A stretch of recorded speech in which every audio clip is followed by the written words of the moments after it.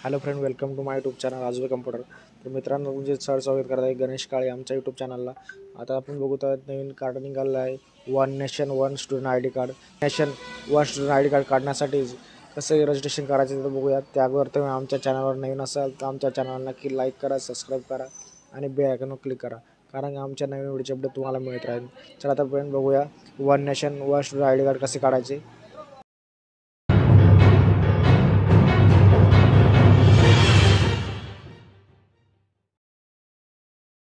तुम्हाला मोबाईलच्या गुगल स्क्रीनवर यायचं आहे आणि ते टाकायचं आहे ABC, किंवा तुम्ही अपर आय डीसुद्धा टाकू शकतात. जसं आपण ABC आय डी टाकूया. ABC आय डी टाकल्यानंतर जी फर्स्ट लिंक ओपन होईल त्या लिंकवर क्लिक करून तुम्हाला ओपन करून घ्यायचं आहे. ओपन झाल्यानंतर तुम्हाला सिलेक्ट ऑलवर क्लिक करायचं आहे. त्यानंतर स्टुडंट आय डी असला तर लॉग इन करून, तसेच स्टुडंट लॉग इन करायचं आहे. तुम्हाला डिजिलॉकरमध्ये ओपन आहे. डिजिलॉकरमध्ये तुम्हाला युजर नेम तसेच ओपन करू शकतात. तसंच जर नवीन असाल तर तुम्ही न्यू रजिस्ट्रेशन करून तुम्ही लॉग इन करू शकता. तुमचा आधार नंबर तसेच मोबाईल OTPद्वारे किंवा मोबाईलद्वारे सुद्धा लॉग इन करू शकतात आणि युजर नेमसुद्धा तुम्ही टाकून लॉग इन करू शकतात. तर पहिल्यांदा आपण मोबाईल नंबर टाकून लॉग इन करून घेऊया. जर तुमचं रजिस्ट्रेशन नसेल डिजिलॉकरचं रजिस्ट्रेशन करण्यासाठी मोबाईल लॉग इन करून तसेच मोबाईल नंबर टाकून गेट OTPवर क्लिक करायचं आहे. गेट OTP क्लिक झाल्यानंतर तुम्ही OTP टाकून select the identification now, pan card किंवा आधार कार्ड किंवा ड्रायव्हिंग लायसन्स तुम्ही टाकू शकतात. तर आपण आधार कार्ड टाकूया. आधार कार्डचं enter the Aadhaar card number. Aadhaar number टाकून तुमचं पूर्ण नाव जसं फुल नेम टाकून त्यानंतर डेट ऑफ बर्थ निवडायचे आहे आणि मी माझा नंबर टाकून घेतो. आधार नंबर टाकून सगळं डिटेल फिलअप करून व्हेरीफाय करायचं आहे.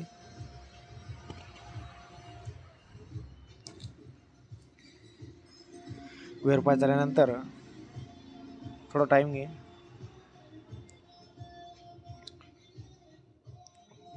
ते सांगतो झालेलं आहे.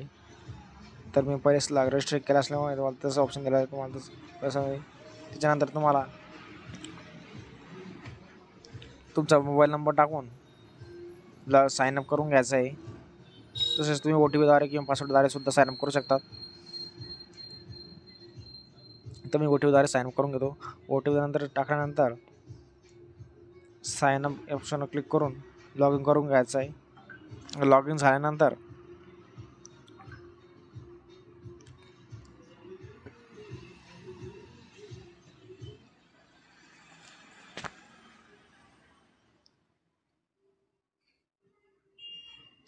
सर्च मारून identity select the identity types, roll number तसंच रजिस्ट्रेशन नंबर तसंच एनरोलमेंट नंबर तुम्ही टाकतात. जर तुम्ही फायनल वगैरे झालेलं असेल तर तुम्ही एनरोलमेंट नंबर टाकून तसेच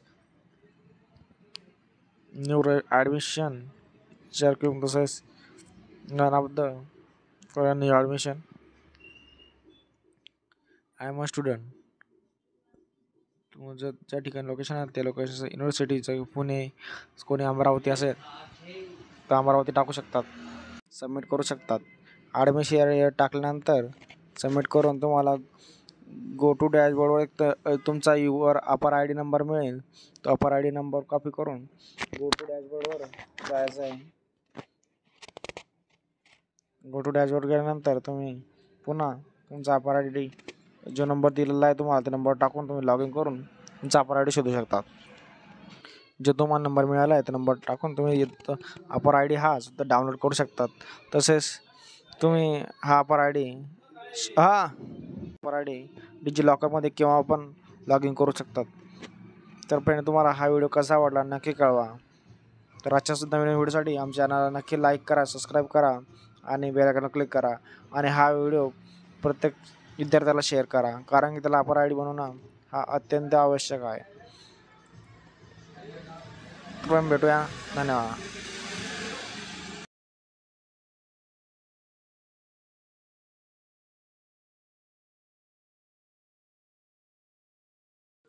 त्याच्यानंतर तुम्ही प्ले स्टोअरवर जाऊन डिजिलॉकर नावाचं ॲप्लिकेशन इन्स्टॉल करून घ्यायचं आहे. इन्स्टॉल झाल्यानंतर ते ओपन करून घ्यायचं आहे. ओपन झाल्यानंतर तुमची जी लँग्वेज आहे ती तुम्ही सिलेक्ट करून घ्यायची आहे आणि स्किप बटनावर क्लिक करून गेस्ट स्टँडर्डवर क्लिक करायचं आहे आणि तुम्ही साइन अप करून घ्यायचं आहे.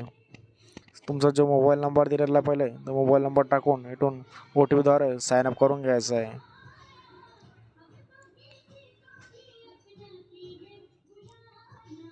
आणि साइन अप झाल्यानंतर तुम्ही ऑल नोटिफिकेशनवर क्लिक करून